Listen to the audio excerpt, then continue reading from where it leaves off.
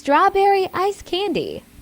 Hello guys! So ayan no, gagawa tayo ng strawberry ice candy. At syempre ito ang ating mga kailangan. Meron tayong strawberry powder mix dyan guys. Yung white na yan, naglagay na tayo ng salt. At syempre meron tayong para mas mabango at talagang enhance ang flavor. Yan, meron tayong strawberry flavor dyan guys. Yung milk yan. At syempre meron tayong sugar. At ito guys, ang ating water, yan, galing sa ating gripo, no, tap water. Yan, meron tayong 3 liters of water. Yan ang gagamitin natin para sa ating strawberry ice candy na talaga namang akala mo para siyang ice cream dahil napaka-smooth ng kanyang texture guys. At so ayan guys, no, nagpapakulo na tayo ng tubig. Ayan guys, no, kumukulo na yung ating tubig na mainit, no. Ilagay na natin yung ating strawberry powder na mixture, no, at saka yung ating asin. At ilagay na rin natin guys, ayan ang bango guys, oh, yung ating sugar. Isunod na rin natin yung ating gatas. Yan, haluin lamang natin ito ng dahan-dahan. Yan. Ang bango dito guys, oh, sobrang bango kasi nga strawberry nga.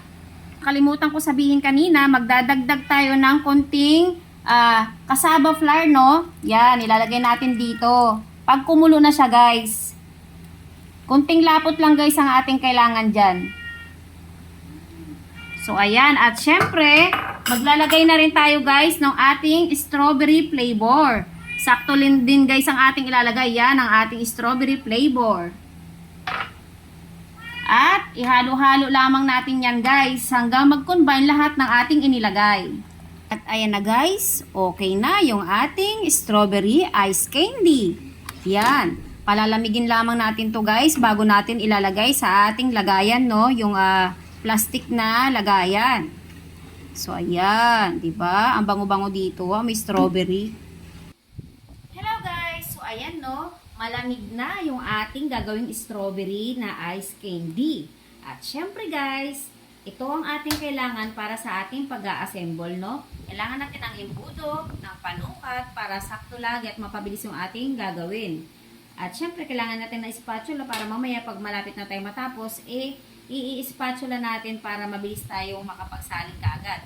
At syempre, kailangan natin ng 1 and 1/3, 1 and 3/4 ata, no, size? Yun, 1 and 3/4 size ng ating ice candy na plastic. At ganito ang ating gagawin guys.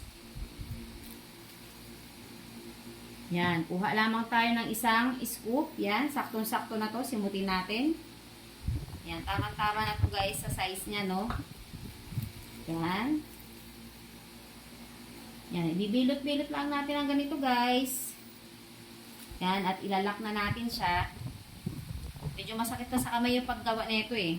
Yan, o diba? Meron na tayo, nakagawa na tayo kaagad. At syempre, para maganda, wala yung dulo, ikakat natin siya dito. O, ang linis na, di ba?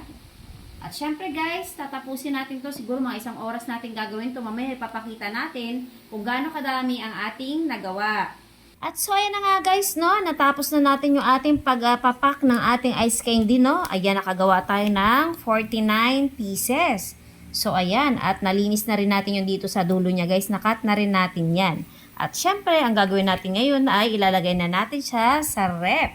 At bukas na bukas, meron na tayong malamig na ice candy na strawberry ang flavor.